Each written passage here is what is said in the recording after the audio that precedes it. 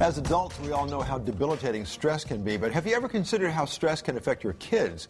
Here to give us the tools to help soothe childhood troubles is the author of The Power of Your Child's Imagination, How to Transform Stress and Anxiety into Joy and Success. Welcome, Dr. Charlotte Reznick. Hi. Good to see you. Welcome to the show. Thanks for being here.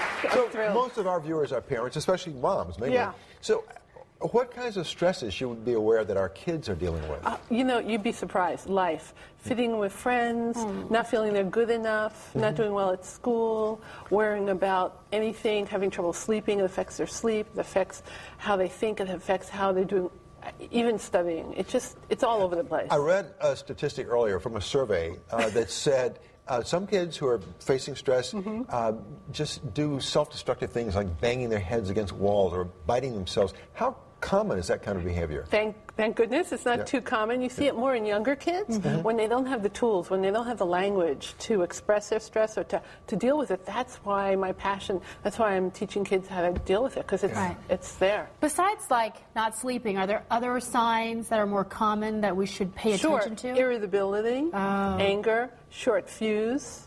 Okay. Or the opposite, being very quiet, being withdrawn, going inside. Okay. Now, you've offered us some nice tools, some effective tools for parents to use to help deal with situations like this when they see their kids stressed out. One is something about a balloon breath. The balloon breath, right. Because it's an easy visual. Think about it. Breathing techniques have been shown to be very healthy, and it's very important for a long time. So the balloon breath is just imagining there's a balloon in your belly about 2 to 3 inches. You put your hand there and you just breathe in slowly. And let it expand. Let it expand. And then breathe out slowly. Because often when you say take a deep breath, people suck it in. Right. Yeah. That's not relaxing. When people take deep breaths, I've learned this because of my voice therapy. They say take a deep breath, and most people think you're supposed to, like, expand your chest, but you're supposed to expand your belly, your diaphragm. Right. Physiologically, it'll calm and center you. And that's a great first step to do your inner work, to respond rather than react. And how much of that kind of deep breathing do you need to do to start to feel relaxed? You know what? 3 breaths is a good start. I start kids out at 3 breaths, eyes open and eyes closed, and I work them up for a minute, because everybody can find a minute. Right. So then it might be 7, 10, and then you slowly work up to 5. Now, should they also discover a special place? Yes. Okay, how do they do because that? kids space out anyway. They go daydream. Right. Their so I tell them, I teach them how to space out, but in a really healthy way, because that's where you go to find your inner answers. So one child had a special place with a workroom where she did her inner work with her guides, her imaginary friends that helped her. So it's very important to have even a respite from stress in everyday life. And you're never too old for that, right? No. I mean, even teenagers or even grown-ups, senior citizens, we all need that little escape. Yeah. Tools are for grown-ups too, absolutely. How do you recommend kids deal with academic stresses?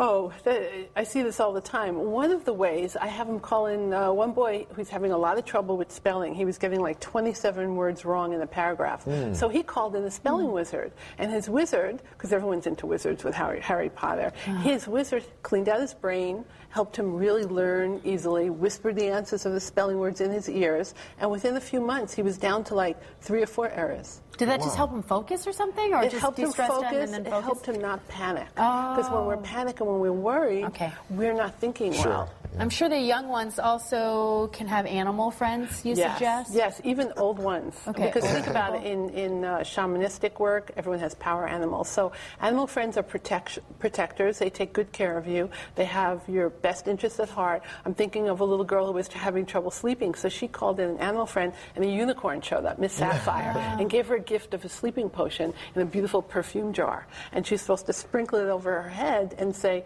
falling asleep, as she fell asleep. That's why I love kids' imagination. That's why I use the Power of Your Child's Imagination for the book. Because it's the imagination can do wonderful things if used correctly. You talk about teaching our kids to trust their instincts by checking with the heart and the belly. With the heart and the belly. Because we always say, listen to your heart, trust your gut feelings.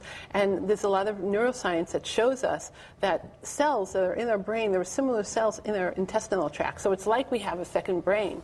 So I have them check in with their heart, and their belly every day, just like a quick check-in. Even a child as young as 3, his belly told him to share. Whereas another girl, a mother in fact, she was having trouble with her ex-husband, and her heart said, just trust your heart. Yeah. Okay, great. These are great tips, Dr. Charlotte Reznick. They're all listed on our website. The book is very interesting, and these are practices even adults can benefit from. Even adults. Tools so for thank life. you so much. Pleasure. Really appreciate that. Thank you.